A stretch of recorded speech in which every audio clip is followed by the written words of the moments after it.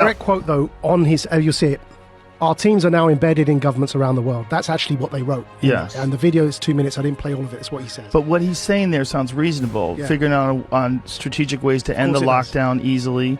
No, that makes sense? Not the end of the lockdown. No. Well, didn't he say that? Yeah. Keep in mind, Tony Blair is the one who's been advocating for vaccine passports, digital identification through COVID, and all of these measures. But didn't they say that about ending the lockdowns and keeping businesses? Once those measures are in place. Right, so he's, even in the UK, his stance has been, yeah, we're going to get out of all it, but you have to have digital ID and you have to have... So during and the war, this is going to introduce the social credit score system. Right, so all of that came from your question, which is, regardless of intention, how do people do that infiltration from within? It's not just Twitter. So back to the psychological operations. It's also embedding people in government who are subscribed to this agenda. Yeah? And the agenda of Klaus Schwab and the World Economic Forum is the same as the agenda of Tony Blair in this regard. They call it, on their own website, they call it the Great Reset.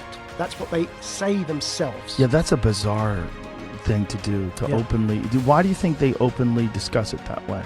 And openly, because the Great Reset has always been this gigantic conspiracy theory among the online folks. Like, this is all part of the Great Reset. Well, when he wrote a fucking book called The Great Reset, you're like, hey man, shouldn't you be hiding this? And in 2017 at Harvard, he's saying, we're going to basically, all of these world leaders will penetrate their cabinets with our young global leaders. He's open about this.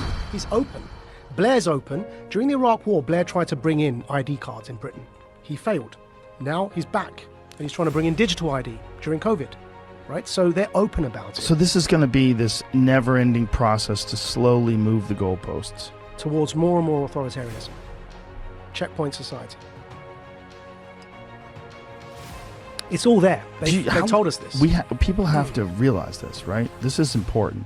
Yeah. I want to be straight with you. There will be no return to the old normal for the foreseeable future. I repeat, there will be no return to the old normal.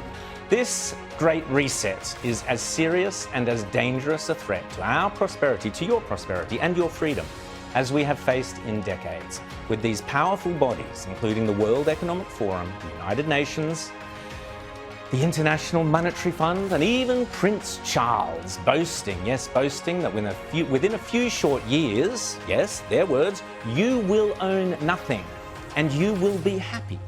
Remember, this is not me saying this is them.